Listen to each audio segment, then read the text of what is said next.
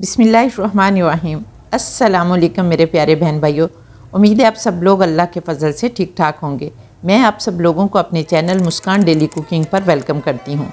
आज आपकी बहन आप लोगों के लिए गोभी अंडे की इतनी ज़बरदस्त रेसिपी लेकर आई है कि अब मैं आप लोगों से ये नहीं कहा करूँगी कि आप लोग उंगलियां चाटते रह जाएंगे, बल्कि मैं ये कहूँगी कि अगर आप लोग इस तरह की सब्ज़ी बनाकर खाएंगे तो आपकी हर किस्म की बीमारी दूर हो जाएगी।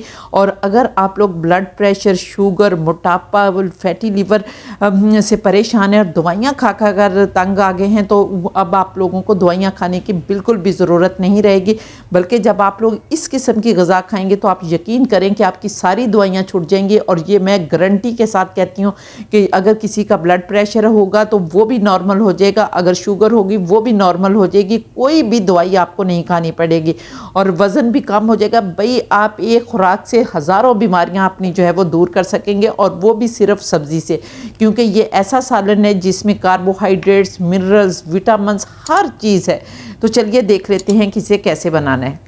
बिस्मिल्लाहिर्रहमानिर्रहीम। तो यहाँ पर गोभी अंडे की सब्ज़ी बनाने के लिए सबसे पहले मैंने बहुत ही प्यारा सा गोभी का फूल लिया है। और मैं आप लोगों को बता दूं कि जो शुगर के मरीज़ हैं उनके लिए गोभी जो है वो किसी नेमत से कम नहीं है, क्योंकि इसका ग्लाइसेमिक जो इंडेक्स होता है वो बिल्कुल लो होता है। तो आप इस सब्ज़ी को जो है वो अपनी खुराक में चाहे कच्चा इस्तेमाल करें, चाहे सैलेड में करें, चाहे पका कर करें, जिस तरह से भी करें, ये आपके लिए बहुत फ़ायदेमंद है। तो यहाँ पर हमने इसके फूल निकाल लेने हैं और छोटे छोटे पीसीज में इनको काट लेना है।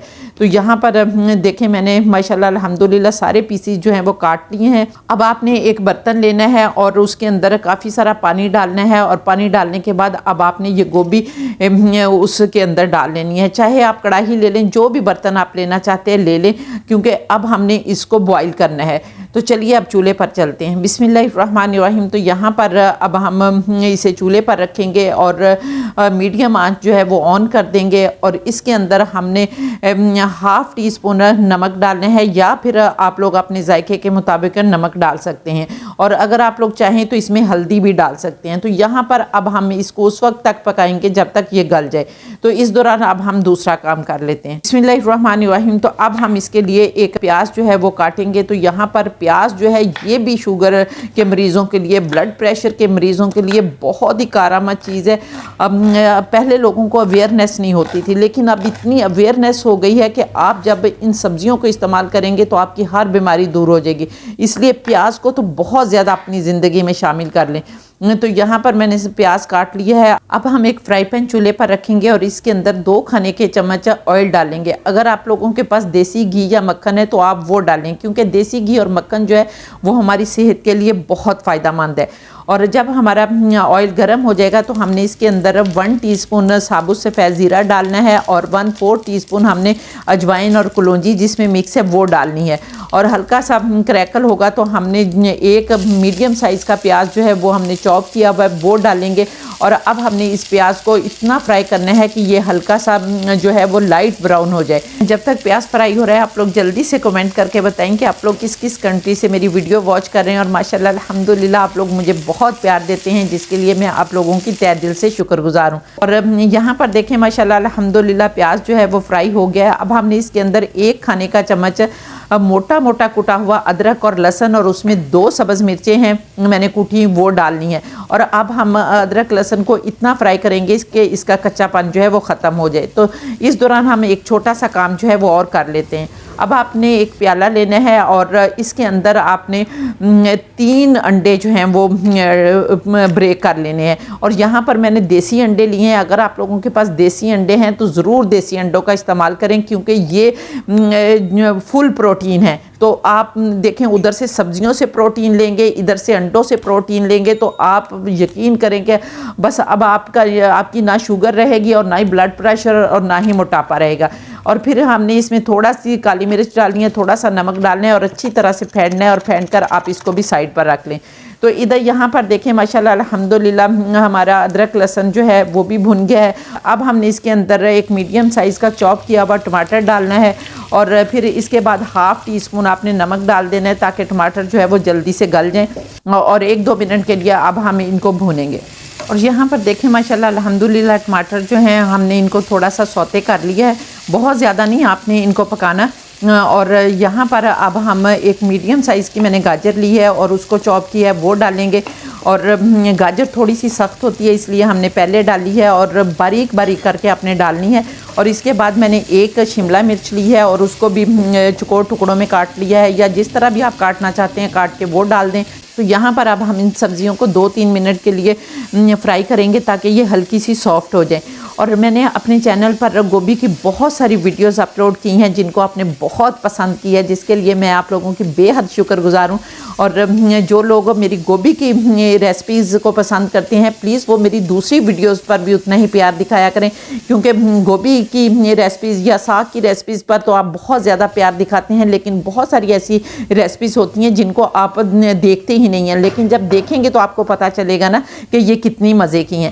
تو یہاں پر دیکھیں ماشاءاللہ الحمدللہ ہماری سبزیاں جو ہیں وہ سافٹ ہو گئی ہیں۔ اب ہم اس میں کچھ پاؤڈر مسالے ڈالیں گے، جس میں سب سے پہلے ہم 1/2 ٹی اسپون ہلدی پاؤڈر ڈالیں گے، 1 ٹی اسپون ہم زیرہ پاؤڈر ڈالیں گے، 1/2 ٹی اسپون ہم کٹی لال مرچ ڈالیں گے، اور 1 ٹی اسپون ہم بھر کر سبزی مسالہ ڈالیں گے، اور اس کا بہت ہی مزے کا ٹیسٹ آئے گا۔ اب 1 منٹ کے لیے آپ نے ان مسالوں کے ساتھ بھی سبزیوں کو ہلکا سا جو ہے وہ فرائی کر لینا ہے تاکہ سارے مسالے جو ہیں وہ سبزیوں کے ساتھ مکس ہو جائیں۔ یہاں پر دیکھیں ماشاءاللہ الحمدللہ مسالے جو ہیں وہ مکس ہو گئے ہیں۔ اب ہم نے جو گوبھی بوائل کر کے رکھی ہے وہ گوبھی آپ نے ڈال دینی ہے۔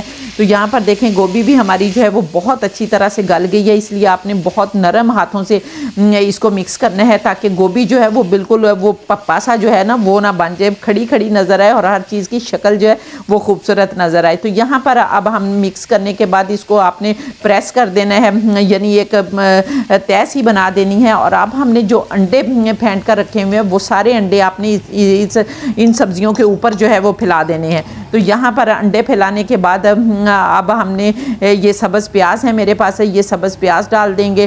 اور سبز پیاز جو ہوتے ہیں یہ بھی آپ کی صحت کے لیے بہت ہی فائدہ مند ہوتے ہیں، اس لیے ان کا استعمال بھی ضرور کیا کریں، اور سردیوں میں تو سبز پیاز جو ہے وہ بہت آتے ہیں۔ اور اس کے بعد آپ نے ڈھیر سارا سبز دھنیا ڈالنا ہے۔ اس کے بعد اب ہم نے ڈھکن لگا کر اس کو 2-3 منٹ کے لیے پکانا ہے۔ تو یہاں پر پکنے دیتے ہیں اور پھر دیکھتے ہیں۔ تو جب تک ہماری سبزی بن رہی ہے میں آپ لوگوں کو جھٹ پٹ سے ایک بہت ہی زبردست قسم کا رائتہ بنانا سکھا دیتی ہوں۔ آپ یقین کریں کہ یہ رائتہ بھی جب آپ اس سبزی کے ساتھ استعمال کریں گے یا کسی بھی اور سبزی کے ساتھ استعمال کریں گے تو یہ بھی آپ کی ہر قسم کی بیماری میں مددگار ثابت ہوگا، اور ساری بیماریاں جو ہیں وہ آپ کی انشاءاللہ تعالی ختم ہو جائیں گی۔ تو اس کے لیے آپ نے سب سے پہلے 1 پیالی دہی لینا ہے، اور یہ زیادہ کھٹا نہیں ہونا چاہیے، اور اس کے اندر آپ نے 1 کھانے کا چمچ منٹ چٹنی ڈالنی ہے۔ اور یہ چٹنی کس طرح بنانی ہے اس کی ریسپی میں نے اپنے چینل پر اپلوڈ کی ہوئی ہے، آپ لوگ اسے بھی دیکھ لیں۔ یہ بھی بہت ہی مزے کی چٹنی ہے اور آپ کے ویٹ لاس کو بھی کم کرتی ہے، شوگر لیول کو بھی کنٹرول کرتی ہے، اس لیے آپ نے اس کو ضرور دیکھ لینا ہے۔ اور اب ہم نے اس چٹنی کو دہی میں مکس کرنا ہے اچھی طرح سے، اور اچھی طرح سے مکس کر کے اب ہم چٹنی کو سائڈ پر رکھتے ہیں اور اپنی سبزی کو دیکھ لیتے ہیں۔ بسم اللہ الرحمن الرحیم۔ تو یہاں پر دیکھیں ماشاءاللہ الحمدللہ ہماری بہت ہی زبردست قسم کی گوبھی انڈے کی سبزی جو ہے وہ بن کر تیار ہو گئی ہے، بالکل آملیٹ کی طرح لگ رہی ہے۔ تو اب ہم اسے ڈش آؤٹ کر لیتے ہیں۔ بسم اللہ الرحمن الرحیم۔ تو یہ یہاں پر دیکھیں ماشاءاللہ الحمدللہ بے اختیار کہنے کو دل کر رہا ہے فَبِأَيِّ آلَاءِ رَبِّكُمَا تُكَذِّبَانِ، کہ میرے پروردگار نے کتنی پیاری پیاری نعمتیں دی ہیں جن کو ہم بناتے کھاتے اور اللہ کا شکر ادا کرتے ہیں، اور اس کو آپ اس چٹنی کے ساتھ کھائیں تو انشاءاللہ تعالیٰ آپ کو بہت مزہ آئے گا۔ اگر آپ لوگوں کو میری ریسپی اچھی لگے تو پھر آپ لوگوں نے کمنٹ کر کے مجھے ضرور بتانا ہے، اور یہ بھی مجھے بتائیں کہ کیا اس قسم کی ریسپیز آپ لینا چاہتے ہیں جو آپ کی صحت کی ضامن ہو۔ اس کے ساتھ ہی اگر آپ لوگ ٹک ٹاک پر دیکھ رہے ہیں تو پھر آپ نے اس ریسپی کو ری پوسٹ بھی کرنا ہے تاکہ دوسرے فرینڈز بھی اس سے فائدہ اٹھا سکیں، اور اس کے ساتھ ہی مجھے اجازت دیں۔ اللہ حافظ۔